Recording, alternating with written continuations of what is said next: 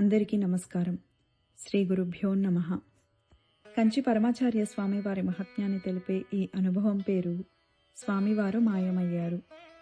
ఈ అనుభవం stories of మహాపెరియవ Paramacharya అనే పేజ్ నుంచి స్వీకరించబడినది.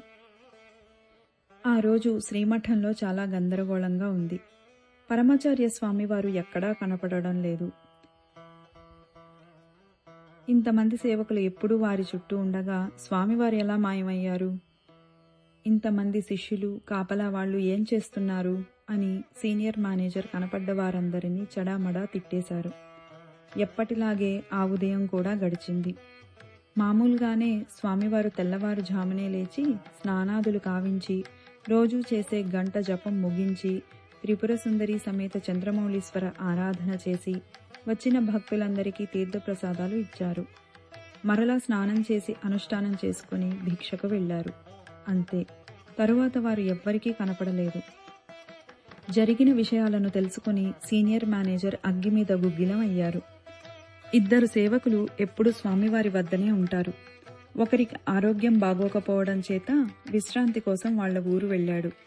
ఇంకొకరు తన తండ్రికి శ్రాద్ధం పెట్టడానికి ఊరికి వెళ్లాడు. స్వామివారి గురించి పూర్తిగా తెలియని కొత్తగా చేరిన ఆంతరంగికుడు స్వామివారితో ఉన్నాడు. స్వామివారు భిక్ష స్వీకరించడానికి వెళ్లగానే ఇతడు ఒక కునుకు తీద్దామని వెళ్లాడు.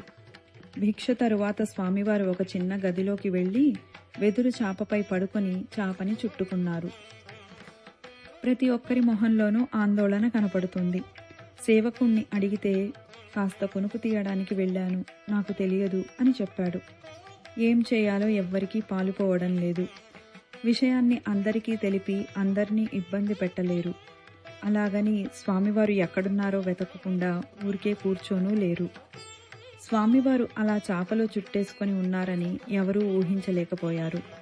చివరికి సాయంత్రం 5:30కి అనుష్ఠానం కోసం స్వామివారు లేచి వచ్చారు. చంద్రమౌళీశ్వర పూజా మందిరంలోకి వచ్చి భక్తులకు దర్శనమిచ్చారు. అప్పుడు అందరూ ఊపిరి పీల్చుకోగలిగారు. అంతలోనే చాలా జరిగిపోయింది. ఆ కొత్తగా వచ్చిన ఆంతరంగికుడికి మేనేజర్తో దెబ్బలు పడ్డాయి. ఒక ముసలావిడ వినాయకుణ్ణి మొక్కుకుంది. స్వామివారు సురక్షితంగా ఉండాలి, నీ గుడి ముందు 108 కొబ్బరికాయలు కొడతాను అని. అమ్మా కామాక్షి, నీకు పాలాభిషేకం చేయిస్తాను తల్లి, పరమాచార్య స్వామివారు తిరిగి రావాలి అని ఒక ఇంటావిడ మొక్కుకుంది. ఇంకొక ఆవిడ ఏడుకొండలవాడికి మొక్కుకుంది. శ్రీనివాస, మహాస్వామి వారిని వెతికి తెచ్చివు, నేను అంగప్రదక్షిణం చేస్తాను అని. మహాస్వామి వారిని చూడగానే సీనియర్ మేనేజర్ పరుగు పరుగున వెళ్లి సాష్టాంగపడి ఆనందంతో జరిగిన విషయమంతా చెప్పాడు.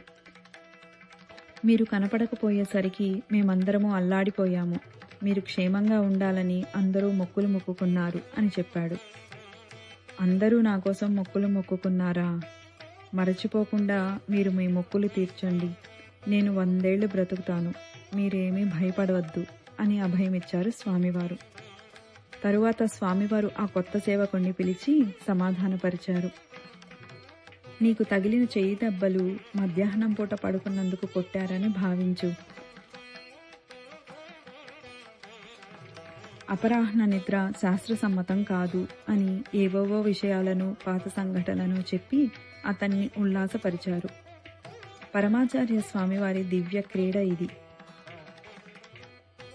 ఈ అనుభవం in the presence of divine అనే పరమాచార్య స్వామివారి అనుభవాల సంగ్రహం నుండి సేకరించబడినది. అపార కరుణా సింధుం జ్ఞానదం శాంతరూపిణం శ్రీ చంద్రశేఖర గురుం ప్రణమామి ముదాన్వహం. స్వస్తి.